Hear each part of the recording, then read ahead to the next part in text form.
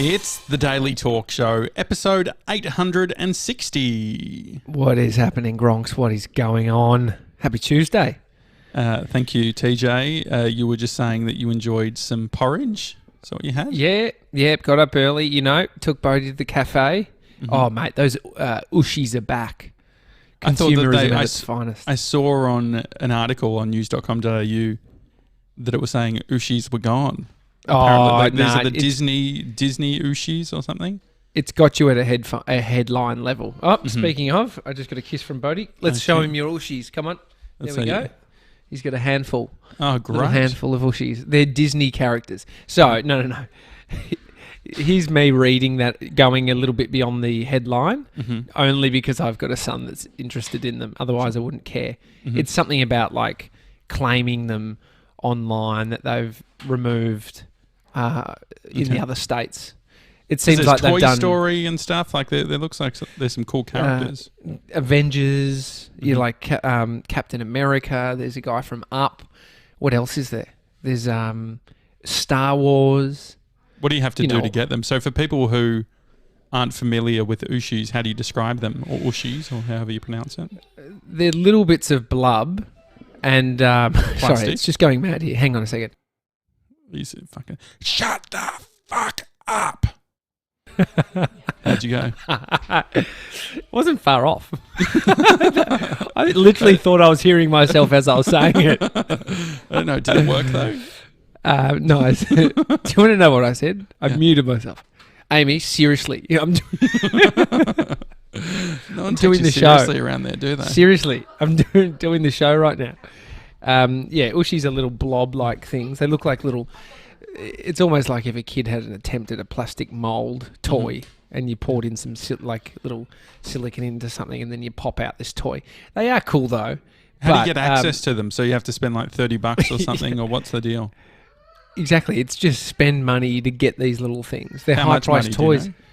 I think it could be $30 and over $30 and you get one. Or they might have limited it. So this is where I'm just... So, okay. No, that couldn't be right. I spent $60 the other night. Sorry, $50. Yeah, I reckon it's 30 because I spent 50 and I got one. Okay. I reckon if I spent another 10, I would have got two. Sure. And so here's the thing though. When you're young Bodhi, he's a chip off the old block. He's spoken to the bloke at the cafe shop and said, "Can you get me some of these?" Said that yesterday. And the guy's like, "Oh yeah, okay." He loves Bodhi. Yeah. And then rock up this morning and he said, "Bodhi, I've got a present." And he had great. two out of packet and one in packet. And you should have seen this kid. He lost it. So excited. And so the coffee shop guy is his dealer. He's getting him Ooshies, and he got them off a person that came to his coffee shop. Oh, really? And said, I don't collect these. Does anyone in your family? And he said, Bodhi does. Bodhi does. It'd be good to you could start a bit of a scheme for anyone that doesn't have kids.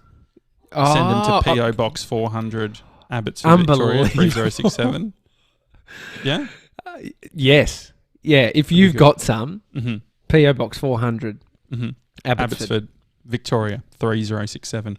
Yeah, and they go to Bodhi. They're going to get put in Bodhi's room. I'll check to make sure that they're not limited edition. And then what about just over sending stuff in the mail? Did you see that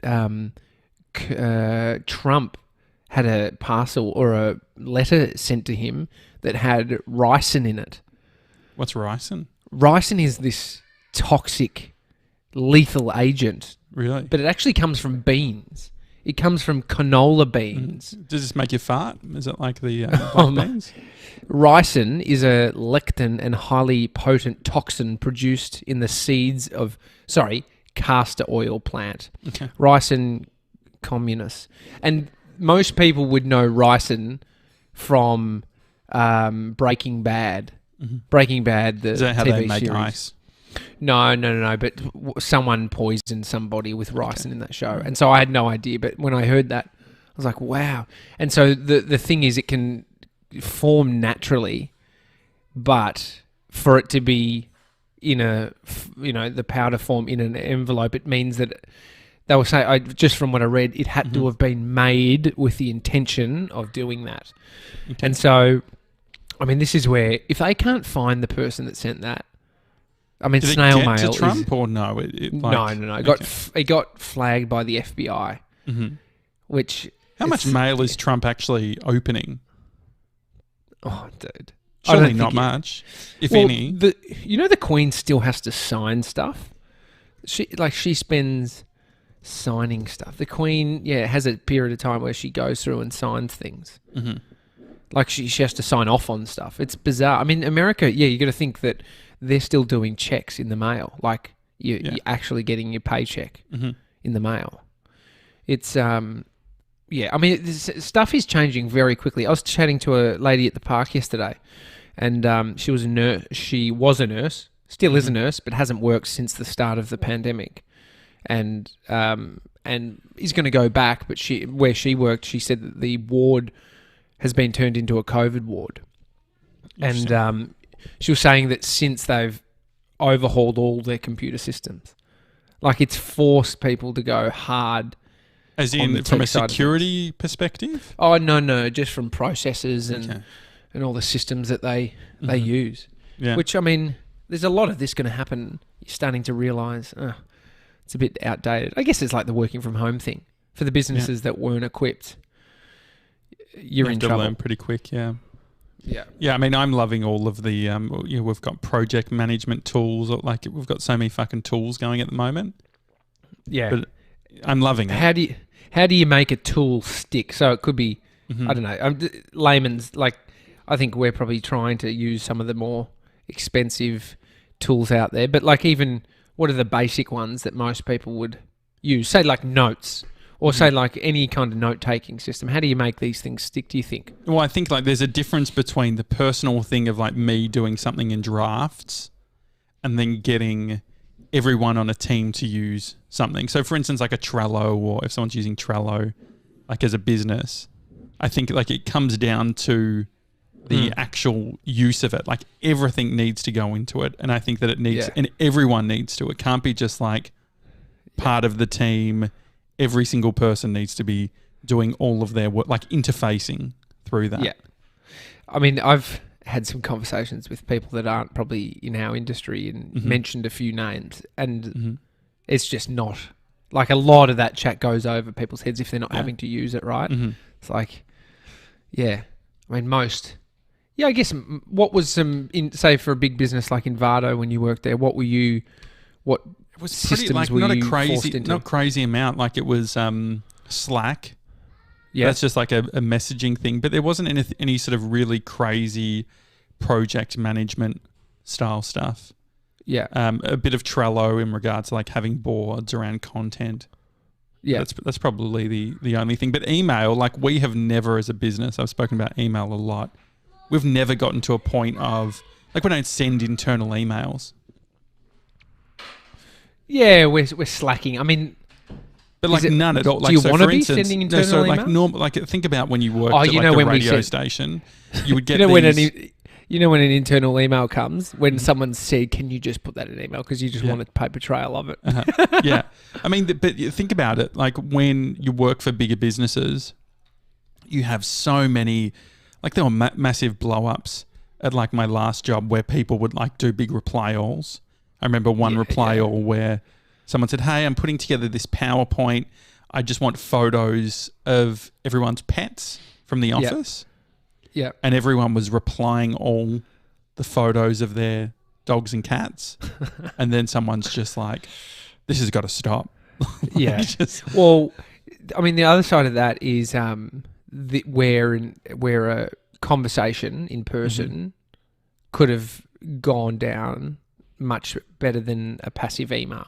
So when I worked at KISS, do you remember this story where I wrote an article? It was about a video that I'd created, and I took the job at KISS, and one of the provisos was I can sort of be a contributing content creator. They couldn't hire me as someone who just created content. You were hired as a digital content producer, but they're like, "Hey, this is sort of moving into this new direction where it's a bit of hybrid," like what Christian Hull did really well, which is putting yourself out there in the content, not just talent. Which I think they should. radio industries is probably a bit not worth going down there. But I always thought that they should be sort of looking for hiring content creators as brands, so they build up a sort of stable. But it's not their model. No. They're in the radio business, I guess, and the internet's irrelevant really for them. No, but anyway, I put this article out on the website, and it was about Amy and I going through my old stripping box of toys, and so it was like my outfits, some photos from when I was stripping. Anyway, I did this article, and this guy who was, I don't know what he was, head of something, wrote me this passive email. Fuck, I wish I kept all my emails like you do. And it was just slamming me on a group email. And saying what? Just like, this is unacceptable to be posting a personal article on our website. Like, just, I get how he saw it like that, especially when it's this type of content, right? And so, I mean, he was 20 meters away from me. That was the problem, where he could have come up and asked me a few more questions, because the best thing is there's nothing like a victory over email when you're in a chain. I went around and spoke to him, and I was hot. I was hot, but you know when you go like, yeah, just curious, but you're fucking fuming. Yeah, your heart rate's going. I've been just wondering about this fucking email that you've just sent.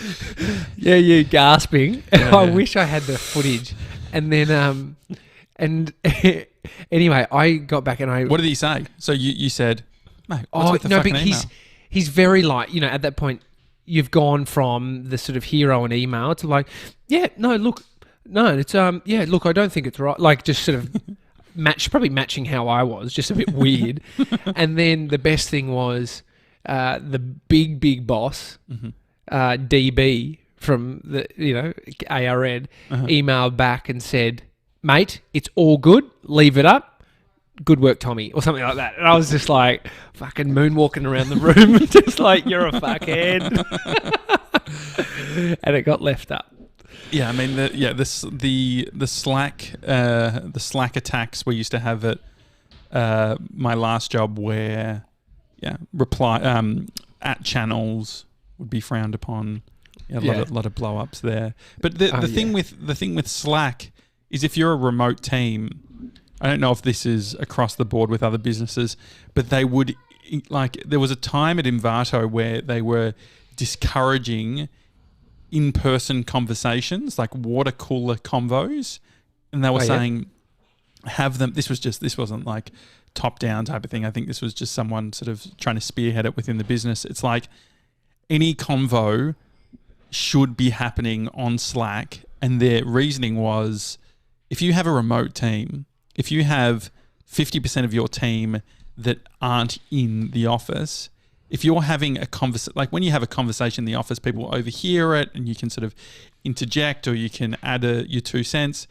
If you're remote, you don't get to do that. And so their point was, the water cooler, office banter, that sort of thing should happen on Slack so that it feels sort of more equal. What does water cooler banter on Slack look like? What would a conversation, if we were just to build out a scenario now? Well, there's a lot of so there's two things. There's the business side of stuff. So like the obvious thing, which is just like, hey, I've got this. I've been thinking about this idea. Yeah. But then there's the other one where it's like, there were so many when businesses first get Slack. For people who don't know, Slack is like an instant messaging tool. Where you have all of your employees on it, you can write and things like that. Facebook have a product, Microsoft has a product that's similar, but you can create a channel, and a channel is like a focus. So it's like a group. This is what we're going to talk about in this specific Slack channel. And when Invato specifically first got Slack, there was a channel for everything. Like, if you liked Pokemon, there was a channel. There was a channel for...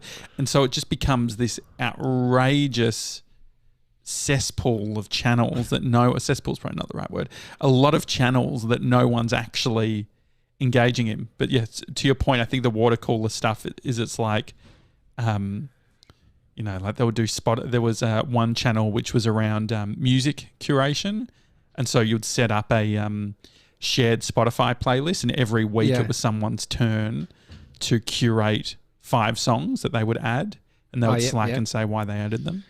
I wonder if there's any scenarios, maybe you've experienced this, where you kind of have banter with somebody through a online platform within your business, but then you meet them, and so in person there's all the insecurities that one may have, or like just a bit shy, but online you might be, it's like the catfish. It's like don't you think that's going to happen heaps though? Think about all the the connections that we all have at the moment, and it's all based on, it's going to feel very weird, like being in the same room.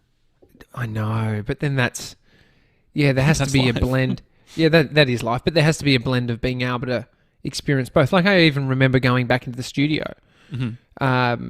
where last time, where it's like it felt odd to look at you as a human from the other side of the room. Like that's not, we've done so many shows so close together, but it just felt weird, right? It's like there's a difference between having someone on a screen and the eye contact that you may or may not have. Yeah. Like I can look at your eyes now, but I don't feel like I do when I'm looking at you in real life, in the eyes. It's very romantic. But don't you reckon? It's you're just a 2-dimensional square right now. Yeah, and sometimes I even do shit like pull up a thing in front of your face. like if I'm looking, like sometimes I leave. Isn't that a funny thing? Do, right? Like in a meeting. Just put a piece of white paper in front of your face. Yeah. Just reading something, just holding it up, just having a bit of a just working out the I remember. Are you a guy that has an issue with laptops in meetings? I probably haven't had enough meetings to be annoyed about it, but I definitely have felt the effect of what it's like when you've got a room, let's say there's 5 people in a meeting and everyone's engaged in their computer. I was listening to this guy talk about even just having, say, you and I in the studio, if the guest, say if we have a guest who's opposite to us and then there's a screen behind us, and so the guest watches that screen and then we're watching a screen, Mason's bringing up something, you shitting yourself, and then we're watching that. But we're crossing our gaze. There's a difference in having one screen that both sides look to, because there's something in, say you're looking at the screen, the same screen as me, and then you look back at them to say, look at that. And so there's a connection being built that you don't even feel. Where'd you hear this? It was just Joe Rogan he has the one screen. Is that the theory? Was it, dude? That was the example that that his new studio has. He said his new studio has one screen, so they can both be looking, and then you're like, you look back and like, mate, how good is that? Like you're nudging your buddy, and those little micro moments are actually building rapport, and setting a nice confounds for a conversation in a room, and so that's where you're kind of like, you're limited because you've got so much stimulus, and as much as we're trying to communicate, there is still those elements that aren't a part of it. I mean, you're a big Joe Rogan fan. Have you been keeping up with all of the stuff that's happening with Spotify? Yeah. I mean, I think it's all like, have you watched any of the takes on it, or what is it? Nah. So I read there was an article that said, I just copied and pasted some of this. A group of Spotify staffers are now reportedly pushing to introduce direct editing oversight over the Joe Rogan experience before the episode goes live. That includes content flags, trigger warnings, references to fact-checked information, or simply refusing to publish an episode at all. Yeah. So they're saying Vice first reported that Spotify employees had conducted more than 10 meetings to discuss possible changes. Those discussions included proposals for the outright removal of additional podcast episodes. I mean, yeah, what's your take, first of all? They won't do it. He's making too much money. Like, he's signed the deal. And so I've heard. But what about if you've got a bunch of employees within a business can be very powerful. So, if you've got a noisy group that are all talking about it, and if Spotify is saying, we're a woke business, we're doing all of these things, if they are what they say Spotify say they are, don't you think that potentially they could lean to some sort of version of what's being described? Oh, I can imagine that the pressures of a bunch of staff coming and saying this is how we feel, and yeah, you can imagine how it is. But I just don't feel like the investment that they've made with someone like Joe Rogan that they're gonna, like. So what do you think it could look like? So for instance, Joe went on Instagram and did an apology about the Portland fire stuff that he mentioned. Did you see this? No, what did he say? So he was saying that, if paraphrasing, not knowing too much about it, but he said that there was some sort of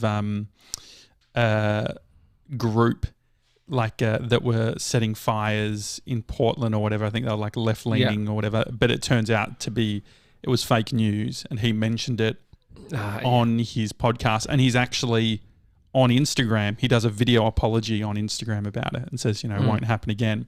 And I just thought it was interesting seeing someone like Joe Rogan do an apology like that. I think he's very good.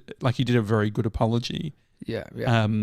He's quite genuine. I think, these people, free speech is great, but also if it's not true, you have to, be able to say it's not. And so, I could imagine it moving towards those trigger warnings and things like that. What about the grey area on all these things? So much of from a business perspective, there's an area which is belief systems. And so how do you think a company determines what their belief system is?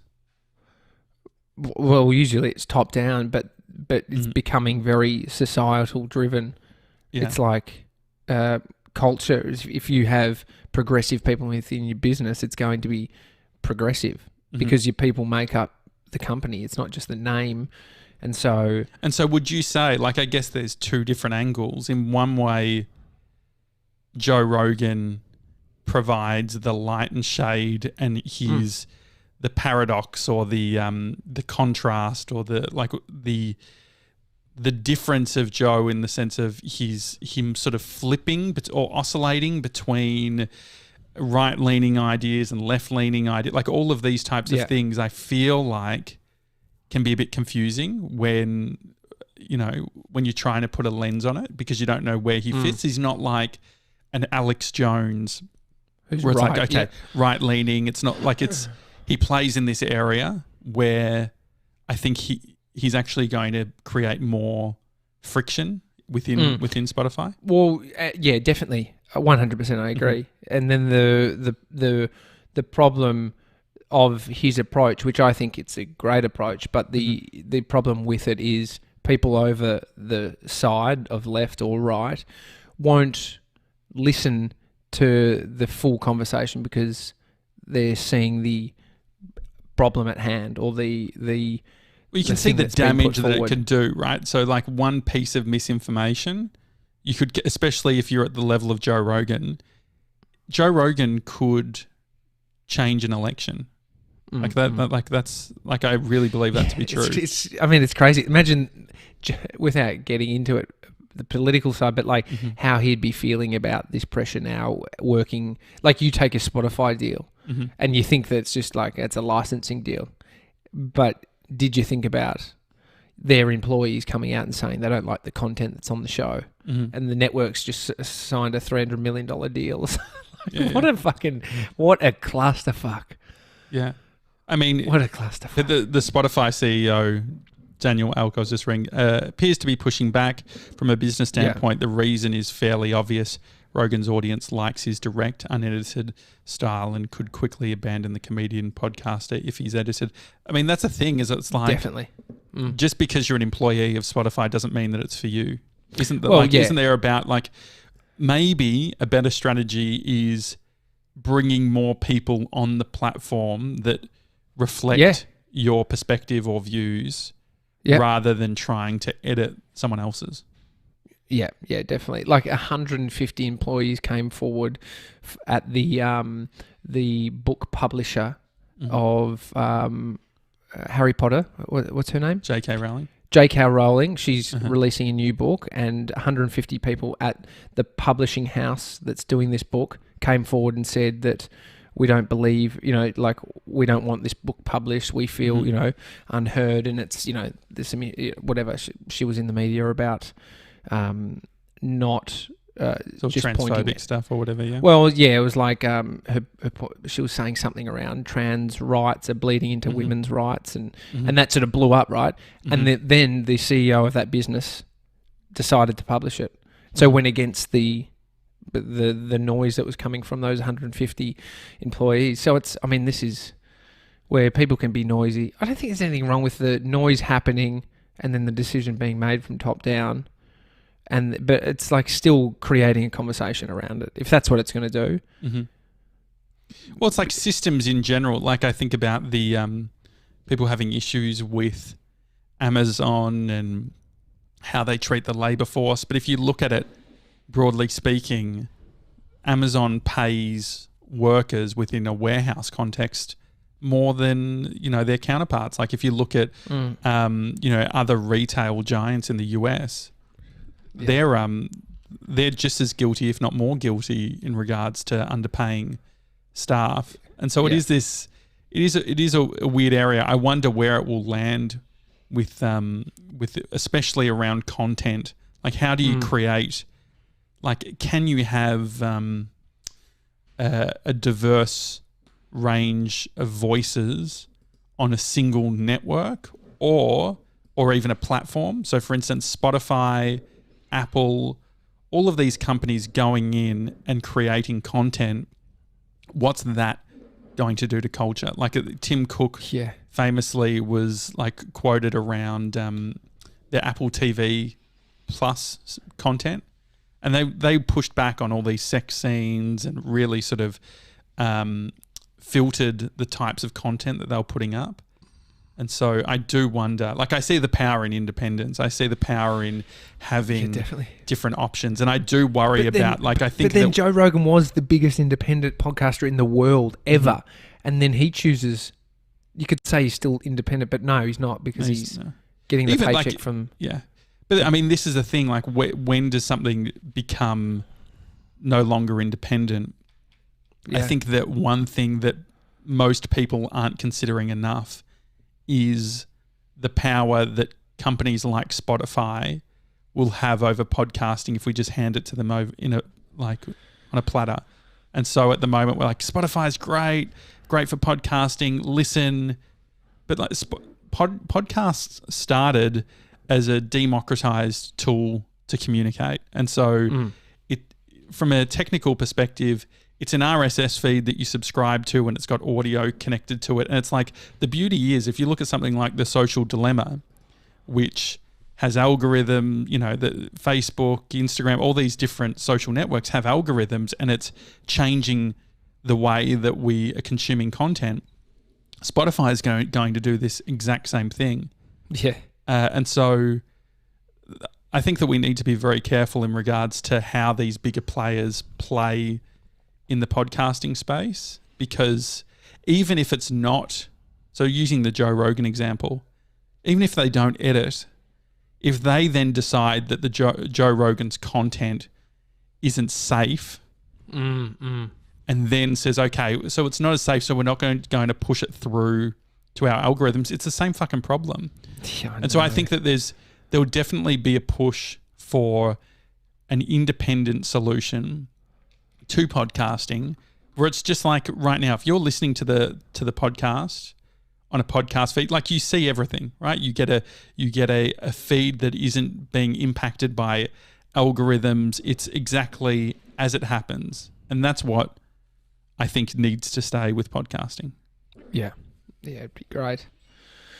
Anyway, we've just signed a $300 million deal with Spotify. So we'll behave, guys. Spotify, we will behave. I think it was only 100 mil for Joe Rogan. Yeah, 100 mil. There's he is sort of set to make at the end of it. Mm-hmm. I mean, he might pull out. Imagine if he just did a year deal and then just pulls it all off. Yeah. I think the other thing too is like, people buy into the rah-rah of all of that sort of stuff, and you see it so much where it's like playing into what's happening. I think it's good for elevating the industry, so there'll be more money around across the board. But I think that if we, it's like Uber. So when Uber first came, to Australia or, started, it was this exciting thing that was finally disrupting taxis and the bullshit system and all that sort of thing. And so if you look at it from Spotify perspective, it's like finally somewhere where you can get all the things and it's easy and it's like, and they're looking after creators and they're putting money into this stuff and they're promoting it. But then think about what happened with Uber is all of a sudden they start paying their drivers a little bit less, and all of a sudden all these other things start changing. And the thing that people forget is it's like with Uber specifically, it's like, guys, you can't be surprised for one that this is happening because they're a business. Yeah. But then two, I wouldn't be worrying about the fact of like how much they're paying their drivers. Look at their 10-year, 20-year plan. Like drivers aren't even in the equation. Yeah. And so I think that if you look at that example, think about how we perceived Uber at the start or Facebook or all of these things. The exact same thing is going to happen with Spotify. You hand over your catalogue to Spotify and in 5 years, you're no longer hosting it because they've worked out how to take all of your episodes and create compelling content. Yeah, well, so think about it. So if you're a music artist and you're on Spotify, you get paid, right? We don't see a cent from Spotify when it comes to podcasts. Podcasts are very, very cheap for Spotify. It's not costing anything to have them there. And so just as creators, I don't know what the solution is. I think it's like building something independently. Yeah. We're doing a bunch of exciting stuff from a tech end, which we'll start talking about in October. But it's something to be wary of. But if you do have Spotify or, Apple Podcasts, Too Much Tully has just dropped a new episode every Tuesday. This one's great. Jess and Tully sort of get into the weeds together and they're chatting about all different stuff. Jess is shining. She's killing it. Tully's killing it. Go have a listen. Too Much Tully. All right. It's the Daily Talk Show. See you tomorrow, guys. Have a good one. Love you.